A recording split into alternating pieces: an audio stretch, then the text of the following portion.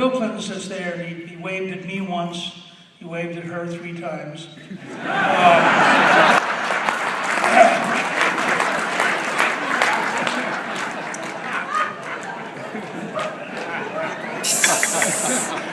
I assume it's because he likes children's books.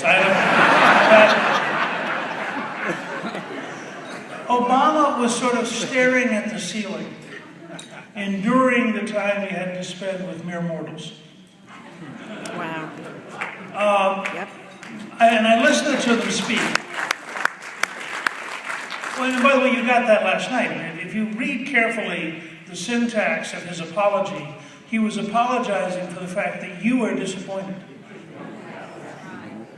And then he pointed out, I thought it was a perfect Obama Freudian moment, when he started by saying how upset he was with the website. He said, of course, the American people are upset, which is even more important. But he had to catch himself.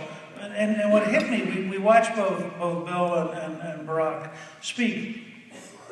And Clinton followed Bob Michael, who had given an extraordinary speech, 90 years old, former Republican leader. I mean, it was a perfect speech. He got it. The only standing ovation was for Bob Michael, and a largely Democratic crowd for Speaker Foley.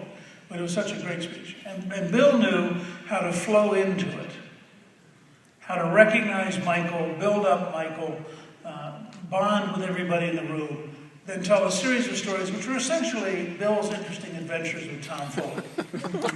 That Bill and Tom did a variety of interesting things, and Bill thought he would share with you how much fun Bill was when he was with Tom. I mean, it was a perfect Clinton performance, and you were totally absorbed, because the truth is, this is a guy who's led a life that's extraordinary, full of interesting stories. Obama got up and gave a relatively wooden speech, and I suddenly realized, watching the two of them in such a short time, Clinton felt your pain. Obama would like you to feel his pain. And it's the fundamental difference in the two of them. Now, the reason this is really important is, to be under our constitutional system, presidents in the end have to be able to work with the Congress. And the Founding Fathers, Clinton has a little book on Yankee Doodle Dandy about the American Revolution, and the whole goal of the Founding Fathers, which is freedom. Well, they didn't want to be free of George III in order to go and create a new dictatorship, so they write a constitution which is designed to be so hard to work that the dictator could never make it work. And they're so brilliant at designing this machine that's so hard to work that we can barely get it to work voluntarily. And they would say that's the price of freedom. So Clinton understood this. He'd been a governor. He'd spent 12 years dealing with legislatures. And as he himself has said publicly many times, we would fight all morning and then negotiate all afternoon. Well, Obama doesn't understand that lunch is the break, and then afterwards, so Obama fights all morning and then golfs. And that doesn't work. And I don't mean this to be as negative as it sounds, but he has zero capacity to understand the other person. Well, you can't run the city of Washington from Mount Olympus. The city doesn't function that way.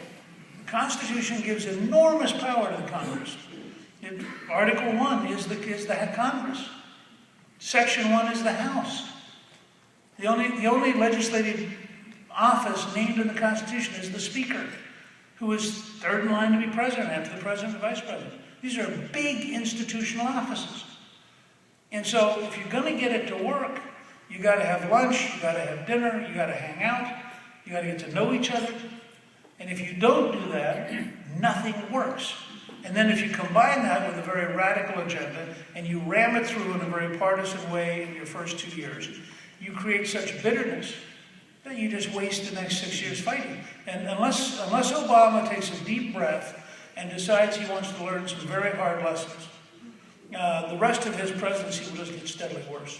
I mean, he has a real problem now because he's out of sync with the American people, to whom he lied at least 39 times about keeping I mean, literally, specifically on tape, 39 different places, about keeping your policy. He has a Congress that doesn't trust him. He has Democrats now who are getting scared. I mean, imagine you were a liberal Democrat who voted for Obamacare, and you go back home and you're trying to explain the website. In many ways, the Democrats are madder than the Republicans. So the Republicans go back home and they're sort of laughing, going, yeah, told you it wouldn't work. The Democrats go back home and go, this is totally stupid and I can't explain it. And so this is a really big problem.